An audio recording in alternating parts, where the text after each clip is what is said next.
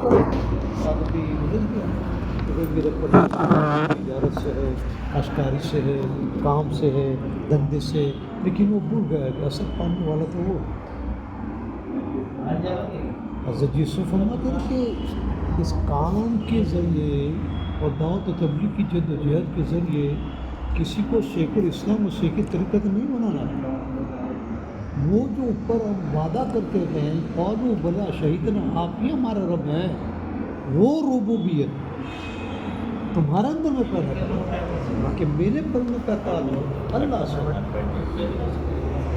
اور پریکٹیکلی بھی لٹرلی بھی اللہ نے اپنے بندوں کو سکھایا سمجھایا. بچہ جب ماں کے پیٹ میں ہوتا ہے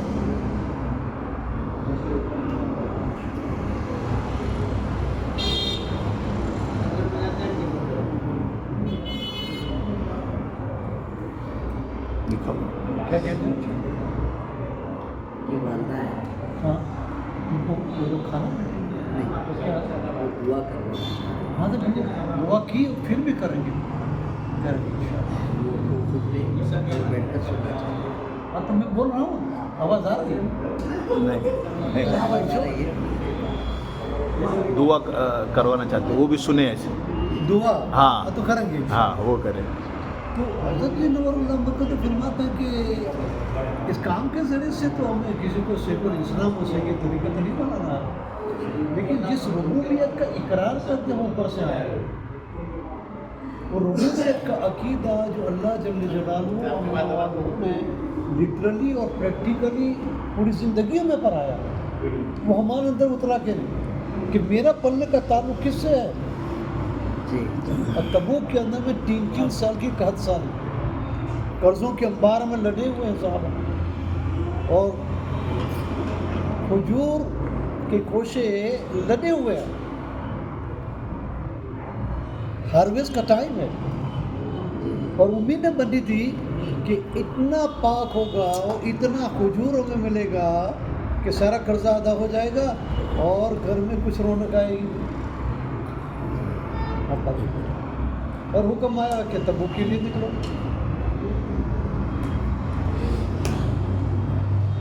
تو جب تبوک کے لیے صحابہ نے باغات کو چھوڑا، سب کچھ چھوڑا، جب نکل رہے تو منافقوں نے کہا یہ پاگل ہو گیا، رزق کو چھوڑ کر کہاں جا رہے ہیں؟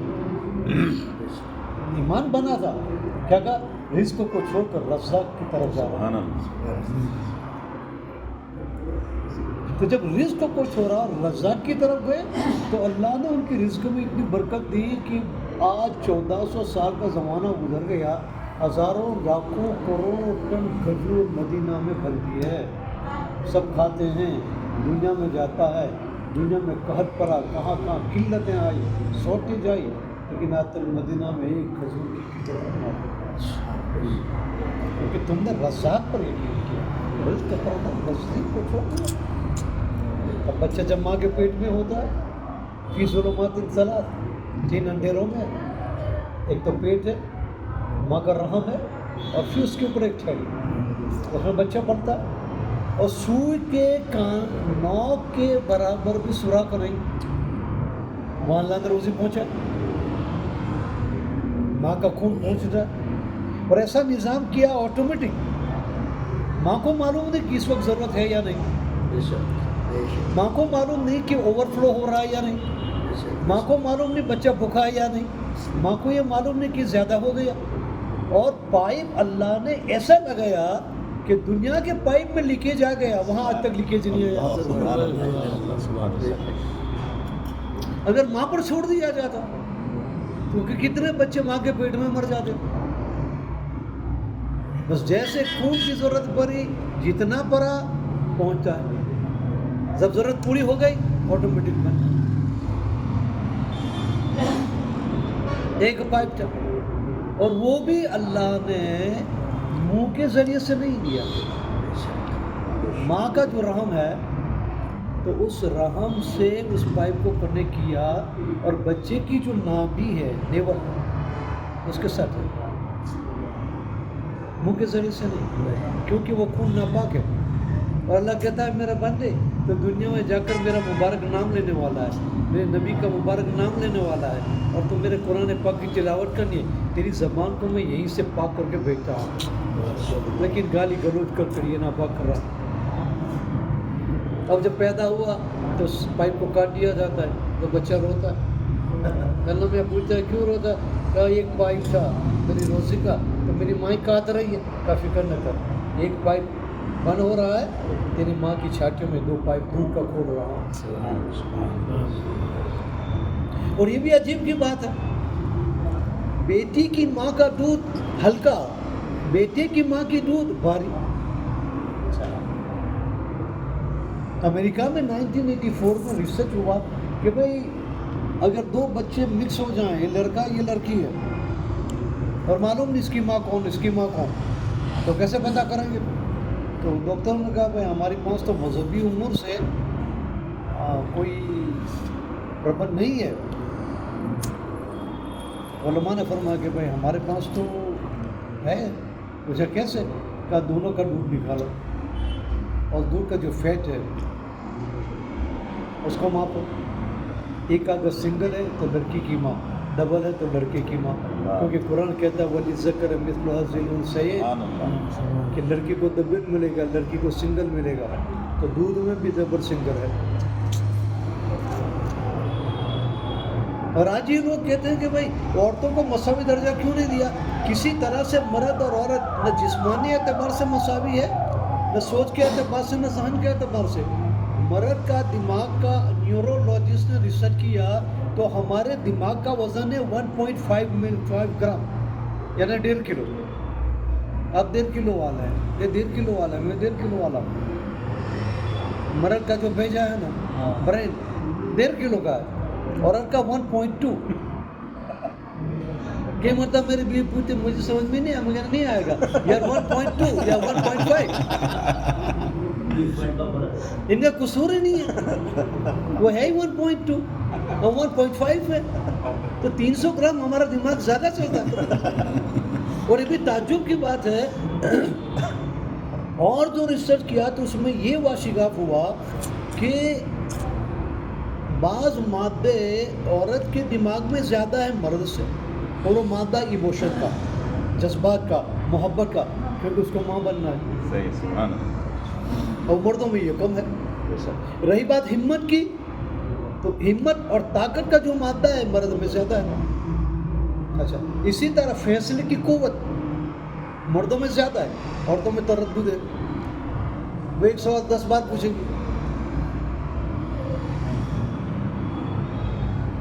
تو ہر اعتبار سے اللہ نے مرد اور عورت کو الگ الگ رکھا ہے۔ تو یہاں میں یہ بتا رہا ہوں کہ اللہ پریکٹیکلی انسان کو بتا رہا ہے کہ تیرا پالنے والا میں ہوں، تو ماں کے پیٹ میں تھا تو کسی حیثیت کا نہیں تھا، میں نے تجھے روزی پہنچا، اب تو دنیا میں آیا تو کچھ نہیں کر سکتا، تیری ماں بھی کچھ نہیں کر سکتی۔ اور سائنس نے آج اس چیز کو ریسرچ کر کے بتایا ہے کہ جو ماں اپنے بچے کو دودھ پلاتی ہے وہ بچہ زیادہ طاقتور، زیادہ انٹیلیجنٹ، 20 فائدے بتائے ہیں۔ اور اب تو پورے یوروپ امریکہ میں پوسٹر لگے ہوئے ہیں کہ بریسٹ از بیسٹ، کہ ماں اپنے بچوں کو دودھ پلائے۔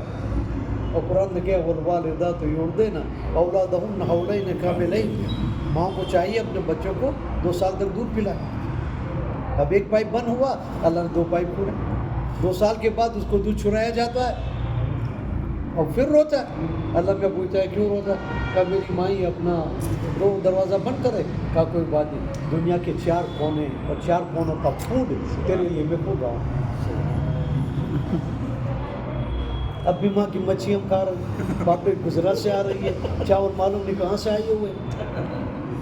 حضرت شیخ نولا مرکز نے لکھا ہے کہ جو تم روٹی کھاتے ہو تو روٹی کا ایک لقمہ جو تمہارا پیٹ میں جاتا ہے تو روٹی کا روٹی بننا 360 ہاتھوں سے گزر کر وہ تمہارے تک پہنچ رہے۔ اللہ آمین۔ 360 hands involved، 360 ہاتھ سے گزرنا ہوتا ہے، اس کے بعد یہ لقمہ بنتا ہے، چاہے روٹی ہو چاہے چاول۔ 360 کو کام میں لگایا ایک روٹی کے، اللہ کہتا ہے 4 کونوں میں نے کھولے، بولا کیا کھاتا رہا. اب مرنا کا وقت آیا تو روتا ہے. اللہ نے پوچھا کیوں روتا ہے؟ کہا تو یہ 4 کونے ملک الموت بند کر رہا ہے. کہا اوپر دیکھ. آسمان کے اوپر جب دیکھتا ہے کہ جنت کے 8 دروازے میں سبحان اللہ سبحان اللہ الحمد للہ. ہر بار اس کو دبل دیتا ہے. بے شک 8 دروازے جنت کے ہیں. جنت کا دروازہ کہتا ہے. صحابہ نے پوچھا یا رسول اللہ کوئی ایسا بھی خوش نصیب ہے کہ جس کو 8 دروازے پکاریں گے؟ کہا ابو بکر اور خدیجہ. جب یہ قبروں سے اٹھیں گے جنت کا ہر دروازہ پکارے گا یہاں سے گزرو یہاں سے گزرو یہاں سے گزرو یہاں سے گزرو. تو ایک تو پریکٹیکلی اللہ بتا رہا ہے کہ بھائی ماننے والا میں رب میں. اچھا پھر آپ دیکھو جب ہم نماز پڑھتے ہیں تو پہلی سورت جو ہر نماز میں پڑھی جاتی ہے ہر رکعت میں پڑھی جاتی ہے الحمدللہ رب العالمین. رب العالمین. صرف انسان کا رب نہیں پورے عالم کا رب سب کا ماننے والا. تو یہاں پر بھی رب رب رب رب ربایا جا رہا ہے. اور جب بعد میں رکوع میں جاتا ہے تو رکوع کی تسبیح کیا ہے؟ سبحان ربی العظیم. یہاں پر بھی رب. اور جب رکوع سے اٹھتا ہے تو امام کہتا ہے سمیع اللہ لمن حمدہ اور ہم کیا رسپونڈ کرتے ہیں؟ ربنا لکنا. وہاں پر بھی رب. پھر آدمی جب سجدے میں جاتا ہے سبحان ربی الاعلیٰ رب رب رب رب. اور اتنا کافی نہیں. آدمی جب قبر میں جائے گا اور پہلا سوال جو فرشتہ کرے گا وہ کیا ہوگا؟ من رب من یہ نہیں پوچھے گا تیرا پیدا کرنے والا کون. یہ نہیں پوچھے گا تیرا مالک کون. یہ نہیں پوچھا جائے گا تیرا الہ کون. یہ نہیں پوچھا جائے گا تو کس کی عبادت کرتا تھا. یہ پوچھا جائے گا تیرا پالنے والا کون تھا.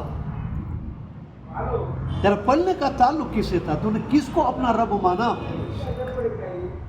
علامہ اقبال کہتا ہے نا کبھی یہ حقیقت منتظر ذرا آ لباس مجاز میں کہ ہزاروں سد طرف رہیں ہے میری زمین نیاز میں. جو میں سر بسجدہ ہوا کبھی تو زمین سے آنے لگی صدا تیرا دل تو ہے صنم آسنا تجھے کیا ملے گا نوازم. سبحان اللہ. ہم کہتے ہیں نا یہ سال ہندو ہیں یہ مشرک ہیں یہ کارکا کی پوجا کرتے ہیں کالی کی پوجا کرتے ہیں امبے کی پوجا کرتے ہیں اس کی پوجا کرتے ہیں اس کے سامنے جھکتے ہیں. ارے بھائی وہ تو ظاہری بتوں کے سامنے جھکے ہیں. ہم نے کتنے غیر ہمارے دلوں میں بٹھایا. وہ کب نکلے گا؟ حضرت یوسف فرماتے ہیں کہ یہ محنت جو اس غیر کو نکالنے کا محنت ہے اللہ سے ہونے کا یقین. میرا بننے کا تعلق اللہ سے ہے. نفع کا مالک اللہ ہے نقصان کا مالک اللہ ہے بیماری کا مالک اللہ ہے شفا کا مالک اللہ ہے. اٹھل پاتل جو بھی کچھ ہوتا ہے وہ سب اس کی قبضے قدرت میں.